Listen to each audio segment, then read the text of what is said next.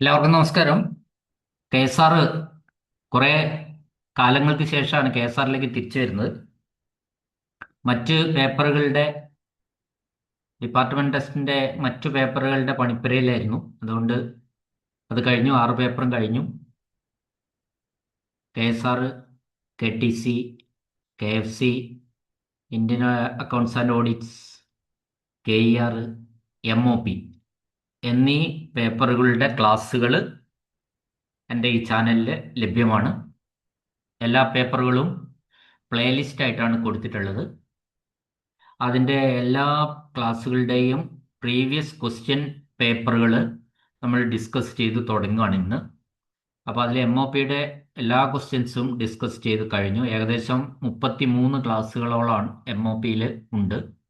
M O പിയുടെ class, എൻ്റെ class ഒന്നും കേട്ട പിന്നെ വേറെ ഒന്നും കേൾക്കണ്ട, അത്രയും ഡീറ്റെയിൽ ആയിട്ട് ഞാൻ ചെയ്തിട്ടുണ്ട്.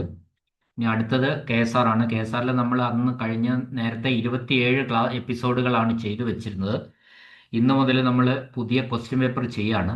ഈ ക്വസ്റ്റ്യൻ പേപ്പർ ഞാൻ നിങ്ങൾക്കറിയാലോ, എൻ്റെ ക്ലാസ്സിൻ്റെ സ്റ്റൈൽ എന്ന് പറഞ്ഞാൽ പക്ക ഓഡിയോ ക്ലാസ്സുകളാണ്.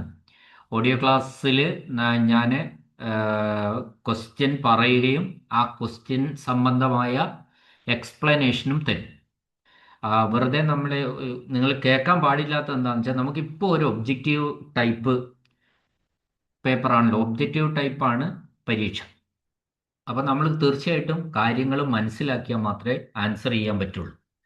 അപ്പം അത് മലയാളത്തിലാണോ ഇംഗ്ലീഷിലാണോ മനസ്സിലാക്കുന്നത് എന്നുള്ള വിഷയമല്ല. ഇംഗ്ലീഷിലും മാത്രം നിങ്ങൾ കേൾക്കുമ്പോൾ പല കാര്യങ്ങളും നിങ്ങൾക്ക് മനസ്സിലാക്കാതെ വരും. ഒന്ന്. രണ്ടാമത്തെ കാര്യം, ക്വസ്റ്റ്യൻ പേപ്പറിൽ നിങ്ങൾക്ക് ചോദ്യം ഇംഗ്ലീഷിലും ഉണ്ടാവും മലയാളത്തിലും ഉണ്ടാവും. പക്ഷേ നമ്മുടെ രീതി അനുസരിച്ച് ഇത് കാര്യങ്ങൾ മനസ്സിലാക്കാൻ മലയാളത്തിലാണ് നല്ലത്. അപ്പം ഞാൻ ഈ ക്വസ്റ്റ്യൻ പേപ്പറുകളൊക്കെ തന്നെ മലയാളത്തിലേക്ക് ട്രാൻസ്ലേറ്റ് ചെയ്തിട്ടാണ് നിങ്ങൾക്ക് തരുന്നത്. ഒപ്പം അതിൻ്റെ വിശദീകരണവും എൻ്റെതായ സ്റ്റൈലിലുള്ള എക്സ്പ്ലനേഷനും തരും. അപ്പോൾ നിങ്ങൾക്കത് മതിയാവും. പിന്നെ എൻ്റെ ക്ലാസ്സിൻ്റെ സ്റ്റൈൽ ഇഷ്ടപ്പെടുന്നവരാണെങ്കിൽ അത് മതിയാവും എന്നാണ് എനിക്ക് തോന്നുന്നത്. അപ്പോൾ നിങ്ങൾ ക്ലാസ് കേൾക്കുക. ആദ്യത്തെ ചോദ്യത്തിലേക്ക് നമ്മൾ കടക്കുകയാണ്. ഒന്നാമത്തെ ചോദ്യം, ഇത് 2025 ചോദ്യമാണ് തോന്നുന്നു. കോട്ടെ ചോദ്യം നമ്പർ, അതെ, 2025 ജൂലൈയിലെ ക്വസ്റ്റ്യൻ പേപ്പറാണ് ഞാൻ ഇപ്പോൾ എടുത്തിട്ടുള്ളത്. ഓക്കെ, ചോദ്യം: എത്ര വർഷത്തെ സേവനത്തിന് ശേഷമാണ് കമ്മ്യൂട്ടഡ് ലീവ് അനുവദിക്കുന്നത്? കമ്മ്യൂട്ടഡ് ലീവ് അനുവദിക്കണമെങ്കിൽ 3 വർഷം കംപ്ലീറ്റ് ചെയ്തിരിക്കണം. സർവീസ് പ്രൊബേഷൻ ഡിക്ലെയർ ചെയ്താൽ പോരാ. കമ്മ്യൂട്ടഡ് ലീവിന് 3 വർഷം കംപ്ലീറ്റ് ആയിരിക്കണം. ദിവസം പോലും കുറയാൻ പാടില്ല. അത്ര കംപ്ലീറ്റ് ആയി കഴിഞ്ഞാൽ മാത്രമേ കമ്മ്യൂട്ടഡ് ലീവ് എടുക്കാൻ പറ്റുള്ളൂ. അതിനു മുമ്പ് ഹാഫ് പേ ലീവ് എടുക്കുക, അതിനൊന്നും കുഴപ്പമില്ല. പക്ഷെ കമ്മ്യൂട്ട് ചെയ്യണമെങ്കിൽ, നമുക്കറിയാലോ കമ്മ്യൂട്ടഡ് ലീവ് എന്നും പറഞ്ഞൊരു ലീവ് ഇല്ലല്ലോ. നമുക്കുള്ളത് എന്താ? ഹാഫ് പേ ലീവുകളാണ്. ആ ഹാഫ് പേ ലീവുകൾ കമ്മ്യൂട്ട് ചെയ്ത് നമ്മൾ എടുക്കുന്നത് മാത്രമാണ്. അപ്പോൾ അങ്ങനെ എടുക്കണമെങ്കിൽ 3 വർഷം സർവീസ് കംപ്ലീറ്റ് ചെയ്തിരിക്കണം. അടുത്ത ചോദ്യം: ജോയിനിങ് ടൈമിൽ ഇരിക്കുമ്പോൾ 10 ദിവസത്തെ ഏൺ ലീവിനായി അപേക്ഷിച്ചാൽ ആ അവധി എന്ന് മുതൽ ആരംഭിക്കും? നല്ല ശ്രദ്ധിച്ചേക്കാണ് ഈ ചോദ്യമേ. ജോയിനിങ് ടൈമിൽ ഇരിക്കുമ്പോൾ 10 ദിവസത്തെ ഏൺ ലീവിനായിട്ട് അപേക്ഷിച്ചു. അപ്പം അത് ഒരു ജീവനക്കാരൻ, അയാൾക്ക് ജോയിനിങ് ടൈമും കിട്ടും. സാധാരണഗതിയിൽ ഒരു സ്റ്റേഷനിൽ നിന്ന് മറ്റൊരു സ്റ്റേഷനിലേക്ക് 8 കിലോമീറ്ററിന് മേലേക്കൊക്കെ പോകുമ്പോൾ ജോയിനിങ് ടൈം കിട്ടും. ഇപ്പോൾ സപ്പോസ് ദൂരേക്കാണ് ഒരു ട്രാൻസ്ഫർ എങ്കിൽ അയാൾക്ക് പ്രിപ്പറേഷൻ ടൈം എന്ന് പറഞ്ഞിട്ട് 6 ദിവസം കിട്ടും. പിന്നെ ആക്ച്വൽ ജേർണി ടൈമും കിട്ടും. അപ്പോൾ അങ്ങനെ ഇരിക്കെ ഇയാളെ ഒരു സ്ഥലത്ത് നിന്ന് റിലീവ് ചെയ്തു. ആ റിലീവ് ചെയ്തതിന് ശേഷം അയാൾ പിന്നെ 10 ദിവസത്തെ ഏൺ ലീവിന് അപേക്ഷിച്ചു. അങ്ങനെയാണെങ്കിൽ ആ ഏൺ ലീവ് എന്ന് തുടങ്ങുമെന്നാണ് ചോദിച്ചത്. ഇവിടെ മനസ്സിലാക്കേണ്ട ഒരു കാര്യം എന്ന് വെച്ചാൽ, നമ്മൾ റിലീവ് ചെയ്തതിന് ശേഷം ജോയിനിങ് ടൈം തുടങ്ങിയതിന് ശേഷം നമ്മൾ ഏതെങ്കിലും തരത്തിലുള്ള ലീവുകൾ എടുക്കുകയാണെങ്കിൽ ആ ലീവ് ആദ്യം ലീവായിരിക്കും കൺസിഡർ ചെയ്യുക. അതായത് നമ്മൾ റിലീവ് ചെയ്ത ദിവസം മുതൽ 10 ദിവസം ഏൺ ലീവ് നമ്മൾ അപേക്ഷിച്ചെങ്കിൽ ആ 10 ദിവസം ഏൺ ലീവ് നമുക്ക് അനുവദിക്കാം. അതിനെ തുടർന്ന് ജോയിനിങ് ടൈം അനുവദിക്കണം. അങ്ങനെയാ റൂള്. ഫസ്റ്റിൽ നമ്മൾ ലീവ് എടുക്കണം, അങ്ങനെ ആ ലീവ് റെഗുലറൈസ് ചെയ്യാം. അല്ലാതെ ആദ്യം ജോയിൻ ടൈം അനുവദിച്ചതിന് ശേഷം രണ്ടാമത് ലീവല്ല. ലീവ് ആദ്യം ലീവായിട്ട് അനുവദിക്കുക. ആ ലീവ് ആദ്യം പാസ്സാക്കുക, അതിനുശേഷം ജോയിനിങ് ടൈം അനുവദിക്കുക. അതാണ് റൂൾ.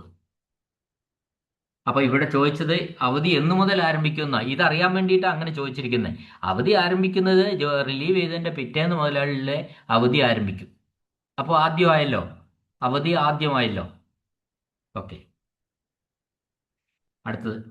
മെറ്റേണിറ്റി ലീവിലുള്ള വനിതാ ഉദ്യോഗസ്ഥർക്ക് മെഡിക്കൽ സർട്ടിഫിക്കറ്റ് ഇല്ലാതെ ഇൻക്രിമെന്റിനായി പരിഗണിക്കുന്ന എത്ര ദിവസത്തെ അവധി അധികമായി ലഭിക്കും? നമുക്കറിയാം, ഇൻക്രിമെന്റിനായി പരിഗണിക്കുന്ന എത്ര ദിവസത്തെ അവധി മെഡിക്കൽ സർട്ടിഫിക്കറ്റ് ഇല്ലാതെ. മെറ്റേണിറ്റി ലീവ് 180 ഡേയ്സ് ആണ്, നമുക്കറിയുന്ന കാര്യമാണ്. ഈ 180 ഡേയ്സ് കഴിഞ്ഞിട്ട് നമുക്കൊരു 2 മാസം കൂടി LWA വേണമെങ്കിൽ എടുക്കാം. സാധാരണഗതിയിൽ LWA ഇൻക്രിമെന്റിന് പരിഗണിക്കണമെങ്കിൽ അത് മെഡിക്കൽ സർട്ടിഫിക്കറ്റോട് കൂടിയതായിരിക്കണം. എന്നാൽ മെറ്റേണിറ്റി ലീവിനെ തുടർന്നുള്ള 60 ദിവസം വരെയുള്ള ലീവുകളിന് മെഡിക്കൽ സർട്ടിഫിക്കറ്റ് ആവശ്യമില്ല. അത് മെഡിക്കൽ സർട്ടിഫിക്കറ്റ് ഉള്ളതായിട്ട് തന്നെ കണക്കാക്കും. 60 ദിവസം വരെ. അത് 70 ദിവസം ആയിപ്പോയാലോ, ആ 70ഉം മെഡിക്കൽ സർട്ടിഫിക്കറ്റ് വേണ്ടതാവും. അങ്ങനെയുണ്ട്. 60 മാത്രമല്ല, 70ഉം അങ്ങനെ ആയിക്കോ. അപ്പോൾ 60 ദിവസം വരെ അത്തരത്തിൽ മെഡിക്കൽ സർട്ടിഫിക്കറ്റ് ഇല്ലാതെ എടുത്തവർ പിന്നീട് മെഡിക്കൽ സർട്ടിഫിക്കറ്റ് പ്രൊഡ്യൂസ് ചെയ്യലും ബുദ്ധിമുട്ടായിരിക്കും. അപ്പം നമ്മൾ എന്ത് ചെയ്യുക, നേരത്തെ തന്നെ പ്ലാൻ ചെയ്യുക, 60 ദിവസത്തിൽ ലിമിറ്റ് ചെയ്യുക, ജോയിൻ ചെയ്യുക. എന്നതിന് ശേഷം വേണമെങ്കിൽ പിന്നെ നമ്മൾ മെഡിക്കൽ സർട്ടിഫിക്കറ്റിൽ മറ്റ് ലീവ് എടുക്കാം. അപ്പോൾ പരമാവധി അങ്ങനെ അത് ഇൻക്രിമെന്റിന് പരിഗണിക്കും 60 ദിവസം വരെ. അവിടെ മെഡിക്കൽ സർട്ടിഫിക്കറ്റ് ആവശ്യമില്ല. എന്താ മെഡിക്കൽ സർട്ടിഫിക്കറ്റ് ആവശ്യമില്ല എന്നുള്ള കാര്യമില്ലേ ഉള്ളൂ. മെഡിക്കൽ സർട്ടിഫിക്കറ്റ് കൊടുത്തതുപോലെ തന്നെയുള്ള എഫക്റ്റ് ആണ് മെറ്റേണിറ്റി ലീവിനെ തുടർന്ന് വരുന്ന 60 ദിവസം. അടുത്ത ചോദ്യം. സൂപ്പറാന്വേഷൻ പെൻഷന് വേണ്ട കുറഞ്ഞ യോഗ്യ സേവനം എത്രയാണ്? സൂപ്പറാന്വേഷൻ പെൻഷന് 10 വർഷത്തെ സേവനമാണ് വേണ്ടത്, കുറഞ്ഞത്, മിനിമം. അടുത്ത ചോദ്യം. അവധിയിലുള്ള ഒരു ഉദ്യോഗസ്ഥന് കോമ്പൻസേറ്ററി അലവൻസുകൾ പരമാവധി എത്ര കാലത്തേക്ക് ക്ലെയിം ചെയ്യാം? കോമ്പൻസേറ്ററി അലവൻസുകൾ എന്നത് ഉദ്ദേശിക്കുന്നത് ഇവിടെ HRA, HTA പോലെയുള്ള അലവൻസുകളാണ്. Hill tract allowance, house rent allowance, ഇതൊക്കെയാണ് ഒരു സർക്കാർ ജീവനക്കാരനെ സംബന്ധിച്ചിടത്തോളം കോമ്പൻസേറ്ററി അലവൻസുകൾ. അപ്പോൾ കോമ്പൻസേറ്ററി അലവൻസുകൾ പരമാവധി എത്ര കാലത്തേക്ക് ക്ലെയിം ചെയ്യാം? എങ്ങനെയുള്ള ഉദ്യോഗസ്ഥന്? അവധിയിലുള്ള ഒരു ഉദ്യോഗസ്ഥൻ. ഇതിൻ്റെ അർത്ഥം എന്താണെന്ന് വെച്ചാൽ, നിങ്ങൾ ഒരു 8 മാസം HPL കൊടുത്തു, അപ്പേ ലീവിന് അപേക്ഷിച്ചു 8 മാസം. അതിൽ നിങ്ങൾക്ക് 6 മാസം വരെ HRA കിട്ടുള്ളൂ. ഇതാ അതിൻ്റെ അർത്ഥം. അതായത് അത് കോമ്പൻസേറ്ററി അലവൻസ് ആയി HRA എന്ന് പറയുന്നത്. ആ HRA 6 മാസം വരെ ഈ കോമ്പൻസേറ്ററി ഹിൽ ട്രാക്ക് അലവൻസ് ആയാലും ശരി, HRA ഒക്കെ ആയാലും ശരി, അത് ലീവ് ആയിരിക്കുന്ന സമയത്ത്, ലോങ് ലീവുകാരെ സംബന്ധിച്ചാണ് 6 മാസം വരെ മാത്രമേ അത് കിട്ടുകയുള്ളൂ. 6 മാസത്തിന് ശേഷം HRAയോ HTAയോ കിട്ടുന്നതല്ല. സപ്പോസ് നമ്മൾ എങ്ങനെയാണെങ്കിൽ 6 മാസത്തിന് മേലെ ലീവാണെങ്കിൽ, ഇപ്പം 5 മാസം ലീവെങ്കിൽ ഇത് വിഷയം വരുന്നില്ല. അപ്പോൾ പരമാവധി 6 മാസത്തേക്ക് വരെ മാത്രമേ അത് കിട്ടുകയുള്ളൂ. ക്ലിയർ അല്ലേ? പുതിയ പെൻഷൻ പദ്ധതി നാഷണൽ NPS വന്നത് എന്ന് മുതലാണ്? 1/4/2013 മുതലാണ്. അറിയാം. സർവീസിന്റെ ആദ്യ വർഷത്തിൽ ഏർഡ് ലീവ് എത്ര ദിവസത്തെ ഡ്യൂട്ടിക്ക് എന്ന നിരക്കിലാണ് കണക്കാക്കുന്നത്? സർവീസിന്റെ ആദ്യ വർഷം, സർവീസിലെ നോൺ വെക്കേഷൻ സ്റ്റാഫിനാണ് ശരിക്കും ഏൺ ലീവ് ഉള്ളത്. ഏൺ ലീവ് ഇപ്പം ഒരു ക്ലർക്കിനെ സംബന്ധിച്ചിടത്തോളം ആദ്യത്തെ ഒരു വർഷം 1/22 ആയിട്ടാണ് കണക്കാക്കുക.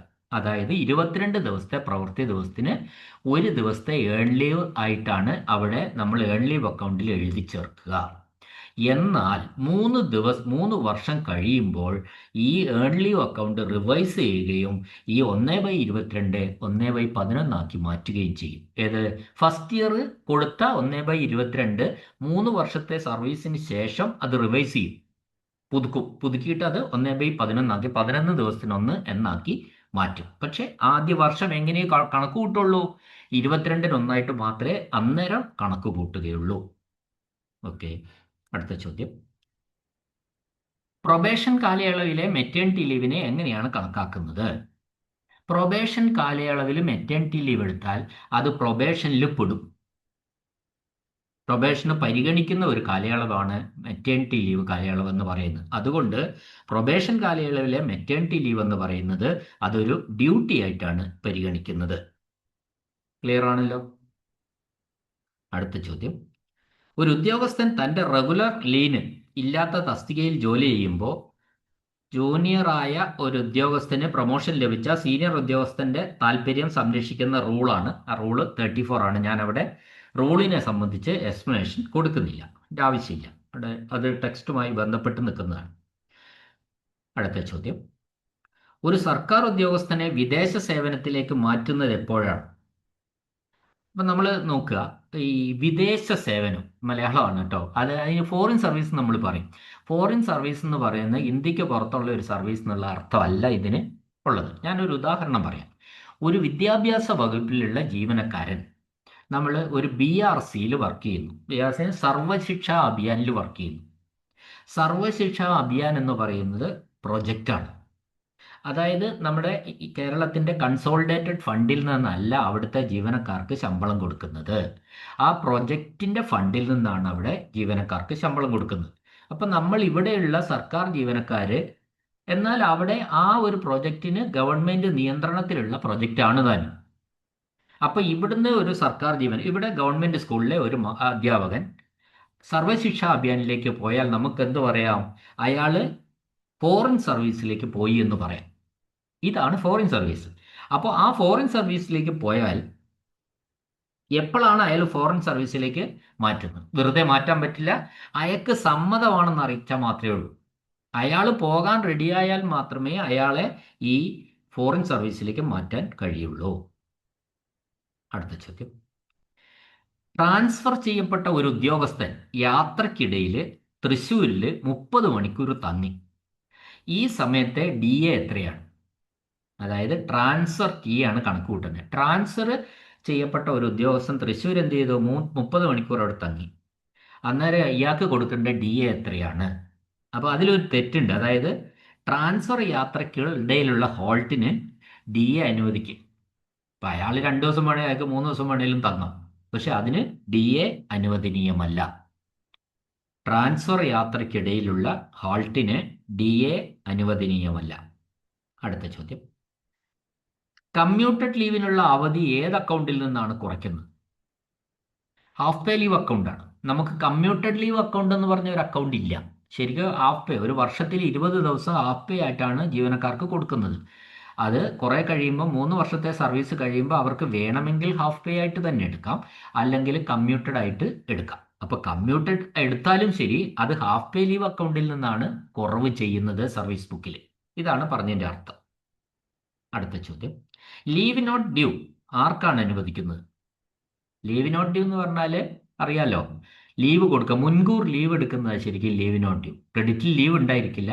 ഭാവിയിൽ വരാൻ ഇരിക്കുന്ന ലീവുകളിൽ നിന്ന് തട്ടിക്കഴിക്കാമെന്ന ഉറപ്പിന്മേൽ എടുക്കുന്ന ലീവാണ് ലീവ് നോട്ട് ഡ്യൂ. പക്ഷേ ഇപ്പോൾ അങ്ങനെയുള്ള എല്ലാ ഓഫീസർമാരും ഒഫീഷ്യേറ്റിംഗ് ഓഫീസർമാരാണ്. സബ്സ്റ്റാൻറ്റീവ് പോസ്റ്റിൽ വർക്ക് ചെയ്യുന്നവർക്കാണ് അത്തരത്തിൽ ലീവ് നോട്ട് ഡ്യൂ എടുക്കാൻ പറ്റുള്ളൂ. അല്ലെങ്കിൽ സ്ഥിരം ഉദ്യോഗസ്ഥർ, പെർമനന്റ് ഓഫീസേഴ്സിന് മാത്രമേ അത്തരത്തിൽ ലീവ് എടുക്കാൻ പറ്റൂ. ഇപ്പോൾ സർക്കാർ സർവീസിലുള്ള എല്ലാവരും തന്നെ ബഹുഭൂരിപക്ഷം പേരും ഒഫീഷ്യേറ്റിംഗ് ആണ് വർക്ക് ചെയ്യുന്നത്. അതുകൊണ്ട് ഇപ്പോൾ ലീവ് നോട്ട് ഡ്യൂ ആർക്കും, അങ്ങനെ ഉള്ള ആൾക്കാർക്ക് ലീവ് നോട്ട് ഡ്യൂ കൊടുക്കാനും കഴിയില്ല. അടുത്തത്. ഏൺ ലീവ് അക്കൗണ്ടിൽ പരമാവധി എത്ര ദിവസത്തെ അവധി ക്രെഡിറ്റ് ചെയ്യാം? ഏൺ ലീവ് അക്കൗണ്ടിൽ പരമാവധി 300 ദിവസത്തെയാണ് ക്രെഡിറ്റ് ചെയ്യാൻ പറ്റുന്നത്. അതായത് ഏൺ ലീവ് ഇപ്പോൾ നമുക്കറിയാം, എല്ലാ ദിവസവും ജോലി ചെയ്താൽ 365 ദിവസം ജോലി ചെയ്താൽ ഒരു ജീവനക്കാരന് 33/1/3 ഏൺ ലീവ് ക്രെഡിറ്റ് ചെയ്യും. 11 ദിവസത്തിന് ഒന്ന് വെച്ച് അങ്ങനെ ക്രെഡിറ്റ് ചെയ്ത് ഓരോ മാസവും അയാൾ 30 ദിവസം സറണ്ടർ ചെയ്തു. ബാക്കി 3/1/3 ഉണ്ടാവുക ക്രെഡിറ്റിൽ. അതിങ്ങനെ ക്രെഡിറ്റിൽ ക്യാരി ചെയ്യും. എന്നാൽ അവസാനത്തെ 6-10 വർഷം അയാൾ, അല്ലെങ്കിൽ 5 വർഷം അയാൾ 6-7 വർഷം സറണ്ടർ ചെയ്തില്ല. എല്ലാം കൂടി അയാൾക്ക് 300 ദിവസം വരെ ടെർമിനൽ സറണ്ടർ ആയിട്ട് മേടിക്കാം. അതുകൊണ്ടാണ് പറയുന്നത് പരമാവധി 300 വരെ ആക്കിയിട്ടേ കാര്യമുള്ളൂ. 300-ൽ കൂടുതൽ ക്രെഡിറ്റ് ചെയ്താലും അത് 300 ദിവസമേ സറണ്ടർ ചെയ്യാൻ കഴിയുള്ളൂ. അതാണ് അവിടെ ഉദ്ദേശിക്കുന്നത്. അപ്പോൾ ആ സറണ്ടറിനാണ് നമ്മൾ ടെർമിനൽ സറണ്ടർ എന്ന് പറയുന്നത്. അതായത് റിട്ടയർ ചെയ്യുമ്പോൾ തൻ്റെ ക്രെഡിറ്റിലുള്ള ഏൺ ലീവ് മുഴുവൻ വിറ്റ് പണമാക്കി മാറ്റുന്നു. അങ്ങനെ അതിനാണ് ഏൺ ലീവ് സറണ്ടർ ചെയ്യുക എന്ന് പറയുന്നത്. ആ ഏൺ ലീവ് സറണ്ടർ പരമാവധി 300 ദിവസം മാത്രമേ തരികയുള്ളൂ. അടുത്ത ചോദ്യം, സ്പെഷ്യൽ ഡിസബിലിറ്റി ലീവ് പരമാവധി എത്ര കാലത്തേക്ക് അനുവദിക്കാം? സ്പെഷ്യൽ ഡിസബിലിറ്റി ലീവ് എന്ന് പറയുന്നത് നമുക്കറിയാം, ഔദ്യോഗിക കൃത്യനിർവഹണത്തിനിടെ ഉണ്ടാകുന്ന പരിക്കുകൾക്ക് ഉള്ള ലീവാണ് ഈ അവധി. സ്പെഷ്യൽ ഡിസബിലിറ്റി ലീവ് ഒരു സ്ഥാപനത്തിൽ ജോലി ചെയ്യവേ ഒരാൾക്ക് ഒരു അപകടം പറ്റി, അപ്പോൾ അത് സ്പെഷ്യൽ ഡിസബിലിറ്റി ലീവിന് അപേക്ഷിച്ചാൽ സർക്കാർ ഇത് അനുവദിക്കുന്നത് സർക്കാരാണ്. അപ്പോൾ ഹെഡ് ഓഫ് ദി ഇൻസ്റ്റിറ്റ്യൂഷനോ അത്തരത്തിലുള്ള സ്ഥാപന മേധാവിക്കൊന്നും അനുവദിക്കാനുള്ള അധികാരമില്ലാത്തതാണ് സ്പെഷ്യൽ ഡിസബിലിറ്റി ലീവ്. അപ്പോൾ അത് പൊതുവെ അനുവദിക്കുന്നത് സർക്കാരാണ്, സാധാരണ ഡിപ്പാർട്ട്മെൻറ്റുകളിൽ. അപ്പോൾ സർക്കാരിന് മെഡിക്കൽ സർട്ടിഫിക്കറ്റും ഹെഡ് ഓഫ് ഓഫീസിൻ്റെ റെക്കമെൻഡും ഒക്കെ ആയിട്ട് പോയാൽ പരമാവധി 24 മാസം വരെ കിട്ടും. അടുത്ത ചോദ്യം, ഹോസ്പിറ്റൽ ലീവിൻ്റെ ശമ്പളം എപ്രകാരമാണ്? നമുക്കറിയാലോ ഹോസ്പിറ്റൽ ലീവ് എന്ന് പറഞ്ഞാൽ അത് 4 മാസം ഏൺ ലീവിന് കണക്കാക്കിയുള്ള ശമ്പളവും ബാക്കി കാലയളവിൽ HPL ശമ്പളവും ലഭിക്കുക. അങ്ങനെയാണ് അതിൻ്റെ ഒരു വാചകം, അതുകൊണ്ടാണ് അങ്ങനെ പറയുന്നത്. ഏൺ ലീവ് 4 മാസം ഏൺ ലീവിന് ശമ്പളം എന്ന് പറഞ്ഞാൽ ഫുൾ സാലറി തന്നെ, പിന്നെ HPL ശമ്പളം, ബാക്കി ഹാഫ് പേ ലീവിന് അനുവദിച്ച ശമ്പളവുമാണ് ഹോസ്പിറ്റൽ ലീവിന് ലഭിക്കുക. അടുത്ത ചോദ്യം, സർക്കാരിൻ്റെ അനുമതിയോടെ കൺസോളിഡേറ്റഡ് ഫണ്ടിൽ നിന്നല്ലാതെ ശമ്പളം കൈപ്പറ്റുന്ന ഉദ്യോഗസ്ഥൻ്റെ സേവനത്തെ എന്ത് വിളിക്കുന്നു? ആ സേവനമാണ് അയാൾ കൺസോളിഡേറ്റഡ് ഫണ്ടിൽ നിന്നല്ലാതെ ശമ്പളം പറ്റിയ അയാളൊരു പ്രൊജക്റ്റിൽ നിന്നായിരിക്കും ശമ്പളം പറ്റുന്നത്. അതിനാണ് നമ്മൾ ഫോറിൻ സർവീസ് എന്ന് പറയുന്നത്, ഫോറിൻ സർവീസ്. അടുത്ത ചോദ്യം, ഒരു ഹൈസ്കൂൾ അധ്യാപകൻ സർവീസിൽ നിന്ന് വിരമിക്കുന്നത് 3/7/1969 ജനിച്ച ഒരു ഹൈസ്കൂൾ അധ്യാപകനാണ്.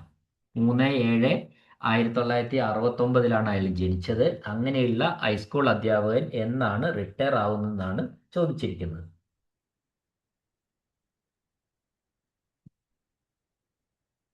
അതായത് ഈ അധ്യാപകർക്ക് ഒരു പ്രത്യേക ആനുകൂല്യം ഗവൺമെൻറ് നൽകിയിട്ടുണ്ട്. അതായത് 1/7 ജൂലൈ 1 ശേഷം ജനനത്തീയതി ഉള്ളവർക്ക് അടുത്ത മാർച്ച് 31 വരെ തുടരാം. ജൂലൈ 1 ഡേറ്റ് ഓഫ് ബർത്തെങ്കിൽ അവർ ജൂൺ 30 റിട്ടയർ ചെയ്യും, തലേ ദിവസം റിട്ടയർ ചെയ്യും. ജൂലൈ 2 തൊട്ടടുത്ത വർഷം മാർച്ച് 31 വരെ തുടരാം. ഇത്രയാണ് മനസ്സിലാക്കിയിരിക്കേണ്ടത്. അപ്പോൾ ഇവിടെ ചോദിച്ച വർഷമൊക്കെ എന്ന് പറഞ്ഞാൽ നമുക്ക് ഏത് വർഷവും മാറ്റി ചോദിക്കാമല്ലോ. ഇപ്പോൾ 3/7/1969 ചോദിച്ചത്. അപ്പം നമ്മൾ 56 വയസ്സ് വെച്ച് പറഞ്ഞാൽ എന്ത് വരും? 56 വയസ്സും പോരാ, പിന്നെ അടുത്ത മാർച്ചിലേക്കും പോകണം. അപ്പം 31/3/2026 വരും. 31/3/2026 അയാൾ റിട്ടയർ ചെയ്യുക. പക്ഷേ അയാളുടെ പെൻഷൻ ആനുകൂല്യങ്ങളൊക്കെ എന്ന് വരെ കിട്ടുള്ളൂ? ആ മാസത്തെ 31 വരെയുള്ളതാണ് കണക്ക് കൂട്ടാൻ. ആ ജൂലൈ 2025 ജൂലൈ 31 വരെയുള്ള ബേസിക് പേ മാത്രമേ, അത് പുറകോട്ട് 10 മാസമാണ് പെൻഷന് കണക്കൂട്ടുക. ഈ വരുന്ന ജൂലൈക്ക് ശേഷമുള്ള മാസത്തെ ഫുൾ സാലറി മാത്രമാണ് കിട്ടുക. പെൻഷൻ ആനുകൂല്യങ്ങൾക്കോ DCRGക്കോ ഒന്നും ആ പീരീഡ് പരിഗണിക്കില്ല.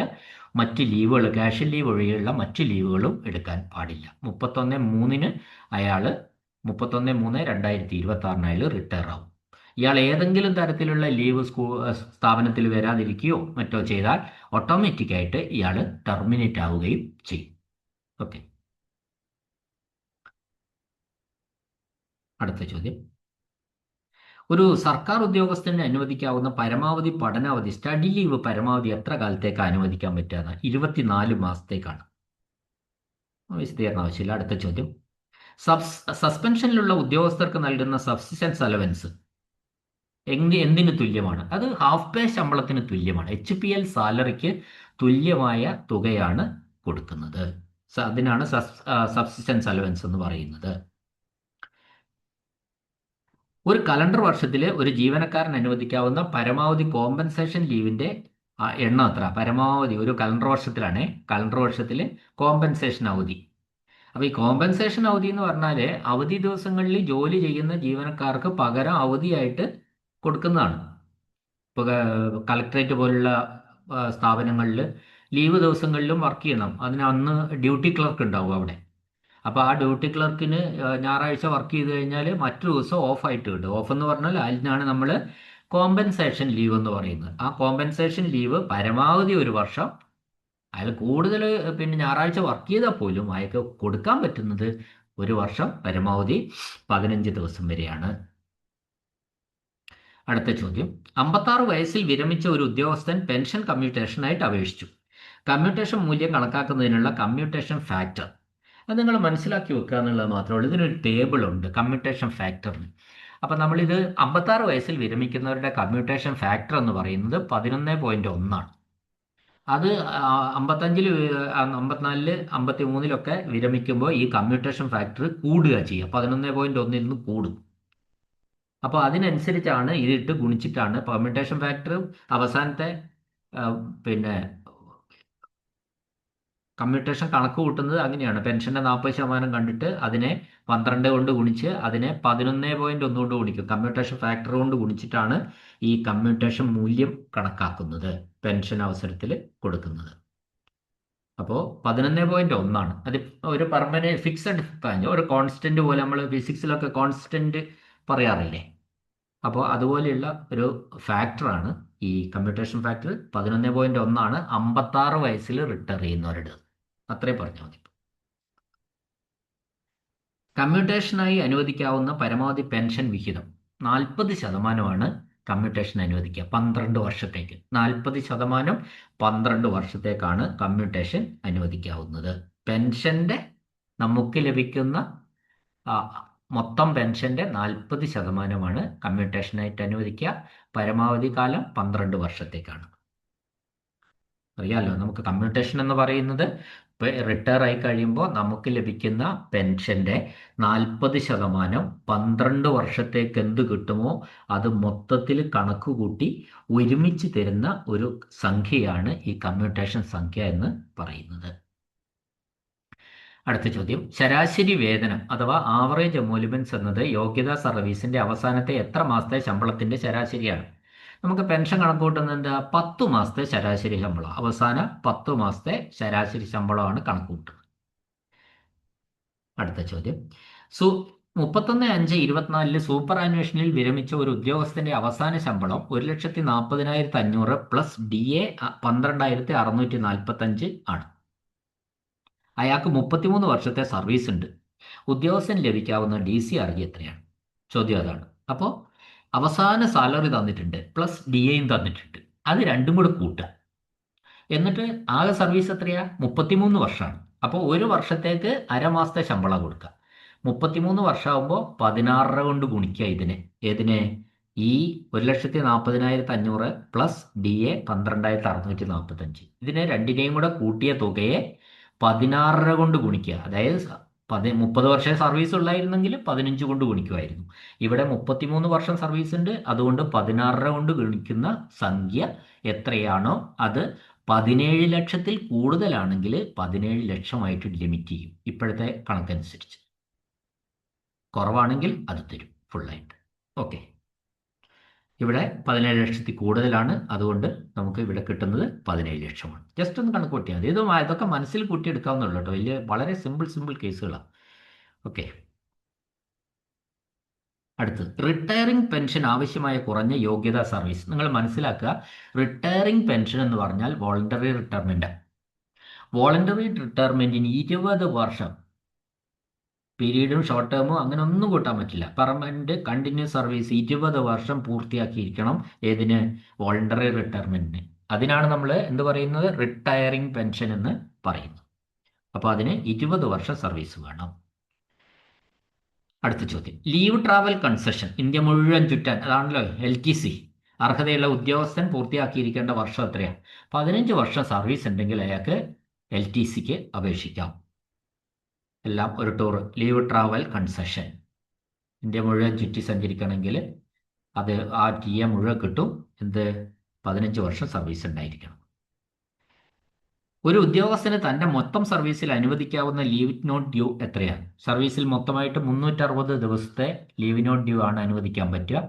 പക്ഷെ ഇപ്പോൾ ഒരു ചോദ്യമായിട്ട് ചോദിച്ചതേ ഉള്ളൂ. ഇതിപ്പോൾ ആർക്കും അങ്ങനെ ഇല്ല, പ്രസക്തമായിട്ടുള്ള ഒന്നല്ല ലീവ് ഡോൺ ഡ്യൂ. അത് പോട്ടെ. ഓക്കെ. തിരുവനന്തപുരത്ത് നിന്ന് കൽപ്പറ്റയിലേക്ക് സ്ഥലം മാറി. വെള്ളിയാഴ്ച ജോലിയിൽ നിന്ന് 31/5/24 വെള്ളിയാഴ്ച ജോലിയിൽ നിന്ന് റിലീവായ ഉദ്യോഗസ്ഥൻ പുതിയ സ്റ്റേഷനിൽ എപ്പോൾ ഹാജരാകണം? കേൾക്കണേ. 31/5/24 വെള്ളിയാഴ്ച അയാൾ റിലീവ് ചെയ്തു. എവിടുന്നാ? തിരുവനന്തപുരത്ത് നിന്ന് കൽപ്പറ്റയിലേക്കാ. അപ്പോൾ അയാൾ എന്ന് ജോയിൻ ചെയ്യണമെന്നാണ് ചോദിച്ചു. അപ്പോൾ അയാൾ ജോയിൻ ചെയ്യുന്ന വെച്ചാൽ ശരിക്കും അയാൾക്ക് കോഴിക്കോട് വരെ ട്രെയിനിനും പോകണം, അത് കഴിഞ്ഞാൽ ബസ്സിനും പോകണം. പിന്നെ 6 ദിവസം അയാൾക്ക് പ്രിപ്പറേഷൻ ടൈം ഉണ്ട്. ഒരു ട്രാൻസ്ഫറിന് പോകുമ്പോൾ ജോയിനിങ് ടൈം എടുക്കുന്നതിന് 6 ദിവസം പ്രിപ്പറേഷൻ ടൈം. ഇവിടെ 6 ദിവസം അങ്ങനെ കൂട്ടാം.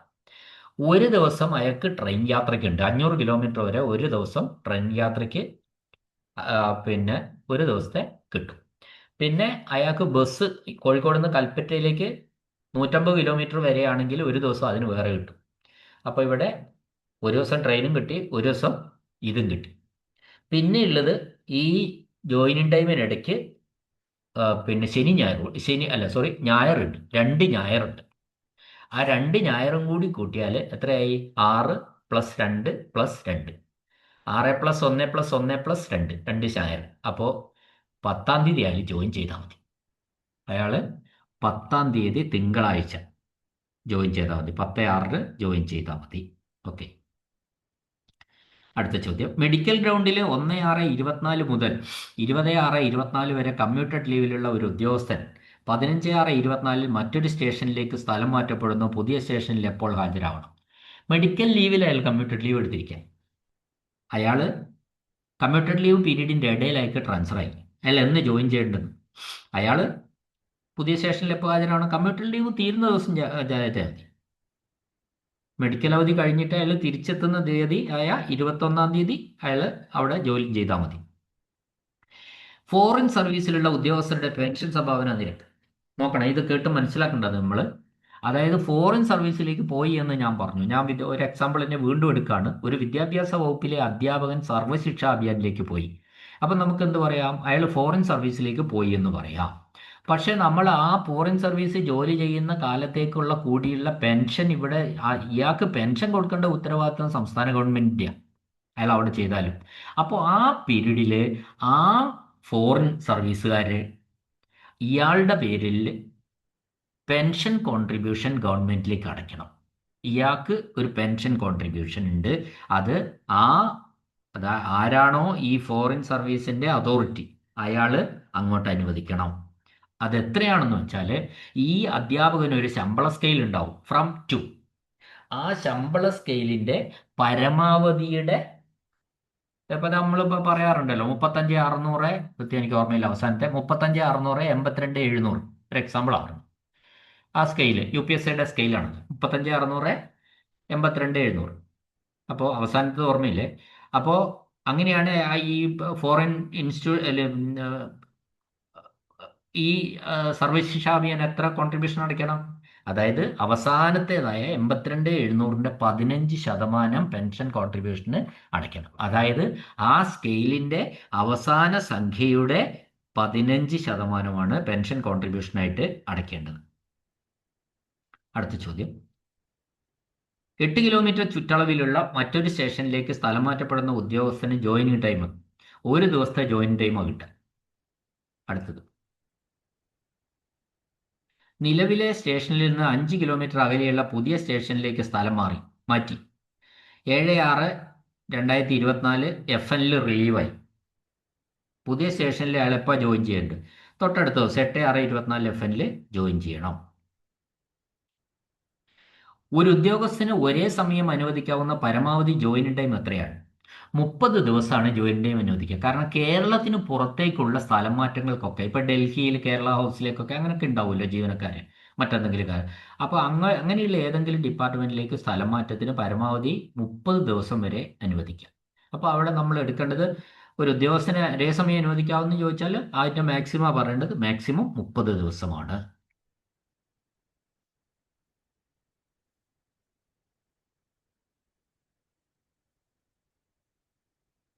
ഒരു സ്റ്റേഷനിൽ നിന്ന് മറ്റൊരു സ്റ്റേഷനിലേക്ക് സ്ഥലം മാറിയ ഉദ്യോഗസ്ഥൻ ജോയിനിങ് ടൈം പൂർത്തിയാക്കിയിട്ട് പിന്നെ 9 ദിവസം കൂടെ എടുത്തു.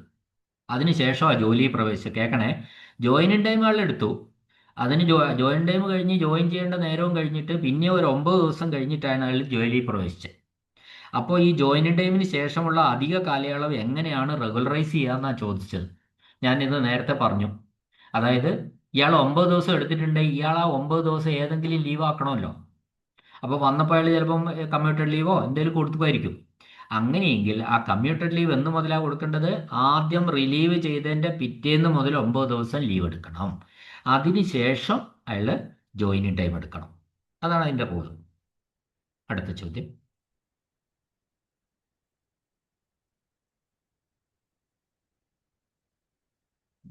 മുപ്പത്. 1/4/2024 മുതൽ 61 ദിവസം കമ്മ്യൂട്ടഡ് ലീവിലായ ഉദ്യോഗസ്ഥൻ സ്ഥലം മാറ്റപ്പെടുന്നു. അദ്ദേഹം പുതിയ സ്റ്റേഷനിൽ എപ്പോൾ ജോയിൻ ചെയ്യണം? കമ്മ്യൂട്ടഡ് ലീവ് അവസാനിച്ച ഉടൻ തന്നെ ജോയിൻ ചെയ്താൽ മതി. അതാണ് അതിൻ്റെ ഉത്തരം. അടുത്ത ചോദ്യം. അപ്പൻഡിക്സ് 12A, B, C പ്രകാരം ഒരു ജീവനക്കാരന് അനുവദിക്കാവുന്ന ശമ്പളമില്ലാത്ത അവധിയുടെ പരമാവധി കാലയളവ് എത്രയാണ്? ഇവിടെ 20 വർഷമുണ്ട്. അതായത് 20 വർഷം എന്ന് പറയുന്നത് മുന്നേ ഉള്ളതായിരുന്നു ശരിക്കും. ആ 20 വർഷം പരമാവധി കൊടുക്കാമെന്നായിരുന്നു മുമ്പിലുള്ള റോള്. അത് ഒരു സമയത്ത് അറ്റ് എ സ്ട്രെച്ചിൽ 5 വർഷം 5 വർഷം 5 വർഷം 5 വർഷം പുതിയ അപേക്ഷ കൊടുക്കണം. എന്നാൽ ഇപ്പോൾ 5 വർഷം വരെ മാത്രമേ പരമാവധി അപ്പൻഡിക്സ് 12A, B, C പ്രകാരം LW അനുവദിക്കുന്നുള്ളൂ. 5 വർഷത്തിന് ശേഷം ജോയിൻ ചെയ്തില്ലെങ്കിൽ അയാൾ പിരിച്ചു വിടും. അതാണ് ഇപ്പോൾ പരമാവധി 5 വർഷം വരെ മാത്രമേ ആ ലീവ്, അതായത് അപ്പൻഡിക്സ് 12A, B, C എന്ന് പറഞ്ഞാൽ അറിയാലോ. ഒന്ന്, എബ്രോഡിൽ സ്പൗസുമായിട്ട് ചെലവഴിക്കാൻ. ഒന്ന്. 2, study purpose. 3, other employment in India or outside. ഇതാണ് 3 അത് 3നും മാക്സിമം ഇപ്പോൾ 5 വർഷം വരെ സർക്കാർ അനുവദിക്കുന്നുള്ളൂ. ഫോറിൻ സർവീസിലുള്ള ഉദ്യോഗസ്ഥന്റെ പെൻഷൻ വീതം അടയ്ക്കേണ്ടത് ആരാണ്? അത് ആ ഫോറിൻ എംപ്ലോയറാണ്. അവിടുത്തെ എംപ്ലോയർ ആരാണോ അയാളാണ് അടയ്ക്കേണ്ടത്. ഫോറിൻ സർവീസിലുള്ള ഒരു ഉദ്യോഗസ്ഥന്റെ അവധി അനുവദിക്കുന്ന അധികാരി ആരാ? അത് ആ ഫോറിൻ എംപ്ലോയർ തന്നെ, അയാളുടെ കൺട്രോളിലാണല്ലോ ഉള്ളത്. കുറഞ്ഞ യാത്രാ അലവൻസ്, മിനിമം ട്രാവലിംഗ് അലവൻസ് എന്ന് പറയുന്നത് എന്താണ്? അത് ഒരു DA ആണ്. ഒരു ഡെയിലി അലവൻസ്. DA എന്ന് പറയുമ്പോൾ മറ്റേ വിചാരിക്കല്ലേ, ഒരു ഡെയിലി അലവൻസ് ആണ്. ഡെയിലി അലവൻസ് ക്ലാസ് 1, 2, 3, 4 എന്ന് ജീവനക്കാരെ തരംതിരിച്ചിട്ട് ഡെയിലി അലവൻസുകൾ കൃത്യമായി തീരുമാനിച്ചിട്ടുണ്ട്. അത് 1D എന്നാണ് അതിന് പറയുക. അപ്പോൾ ഒരു ഡെയിലി അലവൻസ് ആണ് മിനിമം ട്രാവലിംഗ് അലവൻസ് എന്ന് പറയുന്നത്. അപ്പോൾ ഈ ചോദ്യങ്ങൾ ഞാനിവിടെ അവസാനിപ്പിക്കുകയാണ്. കാരണം ഒരു വീഡിയോയ്ക്ക് ഒരു നിശ്ചിത ടൈം കഴിഞ്ഞാൽ ബുദ്ധിമുട്ടാണ്. അതുകൊണ്ടാണ്. അപ്പോൾ ബാക്കി ചോദ്യങ്ങൾ അടുത്ത ക്ലാസ്സിൽ ഡിസ്കസ് ചെയ്യാം. നിങ്ങൾക്ക് മനസ്സിലാവുന്നുണ്ടാവുന്നു എന്ന് ഞാൻ വിചാരിക്കുന്നു. ഓക്കെ, ക്ലാസ് കേട്ടുകൊണ്ടിരുന്ന എല്ലാവർക്കും നന്ദി, നമസ്കാരം.